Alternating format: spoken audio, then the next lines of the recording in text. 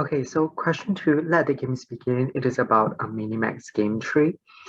There are three sections of like sub questions here. The first is how to determine the outcome of the minimax game, and then we will look at the pruning algorithm and how to minimize pruning a node. So for the first part, that is to figure out the outcome of the minimax game. Here's what we need to know. The upward triangle signifies a maximizing node which is owned by a maximizing player, that is 61B. And for the downward triangle, it is a minimizing node um, that is owned by our minimizing player here, that is 70. Okay, once we know about what each of the triangular node does, we can go into the minimax tree and figure it out, the outcome, just like layer by layer. So the first layer, it is a maximizing layer. We can figure out the outcome at each node just by comparing the numerical values. So we will have 5, 7, 3, and 4. At the second layer, it is a minimizing layer. So the outcomes would be 5 and 3. And now we're back to another maximizing layer, and it would be 5. And so back to the question, the best rating 61B can achieve in this game would be 5. Okay, for question B, assuming we are pruning from left to right, which are the nodes that will be pruned? For this question, let's start by figuring out what does alpha and beta mean and what are their relevance to the entire pruning algorithm. So alpha denotes the best option for the maximizing player thus far. It takes the highest value and it is being updated at the maximizing node by the maximizing player. It is being initialized as negative infinity, which makes sense because at each node, it wants to take the highest value that brings it closer and closer to its highest possible value towards the outcome of the game. And for beta, it denotes the best option for the minimizing player thus far. It takes the lowest value. It is being updated at the minimizing node by the minimizing player, and it is being initialized as positive infinity, which makes sense because at each of the minimizing node, it wants to take a value that brings it closer and closer to its lowest possible value towards the outcome of the game. So the goal of pruning is to separate the domains of alpha and beta.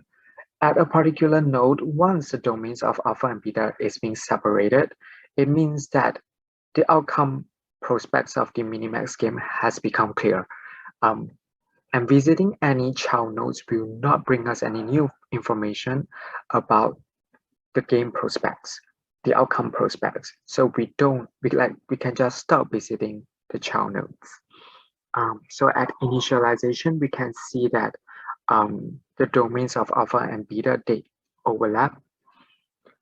And so here comes the pruning rule. We prune the child node when alpha is larger or equal to beta. And both of those different situations is being illustrated here. So the first one, we have some constant k and alpha and beta equals to that particular constant k. And for the second situation, we have constants k larger than j and alpha is equals to k and beta is equals to j. This means that the domain of alpha starts from k and any value larger than k, while the domain of beta starts from j and any value lower than j. So in both cases, we can see that domains are separate. So at this point, we are left with the actual pruning algorithm and how does it applies to our minimax tree. Okay, so at initialization, we start from the topmost node and alpha is being initialized to negative infinity and beta is being initialized to positive infinity. And we copy this alpha and beta value pair all the way down to the leftmost child node. Okay, at this node, it is a maximizing node, so we are only updating the value of alpha. 3 is larger than negative infinity, and 5 is larger than 3. So we end up with alpha taking the value of 5 at this node here. And we move back to its minimizing parent node. Between the value pair of 5 and positive infinity, the lower value is 5. So beta gets updated to 5. And now we copy the alpha and beta value pair to its right child. This is also a maximizing node, so we are going to update the value of alpha. 7 is larger than negative infinity. At this point of the algorithm, we can see that alpha is already larger than beta by 2. The domains have been separated. This means that we don't need to visit the right child. So this node here gets pruned. Okay, back to the minimizing parent node. Between the alpha beta value pair of 7 and 5, the lower value is still 5. So we don't update the beta value at this node here. Okay, and we move back to the topmost node.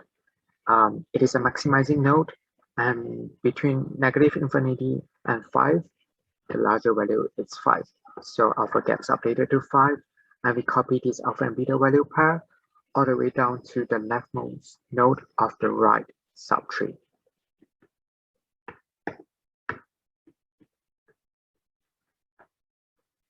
Okay, this is a maximizing node, but we can see that 2 is not larger than 5, 3 is not larger than 5, so the alpha beta value pair is not updated at all. So back to the minimizing parent node. At this minimizing parent node here, we are updating the value of beta, and 5 is a lower value when compared to positive infinity. And this is the alpha and beta value pair at its left child node here. So beta is being updated to 5, and at this stage, alpha equals to beta. This applies to the first situation that we talked about earlier, where the domain of alpha and beta is actually being separated. So at this point, we can stop visiting the right subtree. So the entire right subtree gets pruned. And that's it for the pruning algorithm. Congratulations.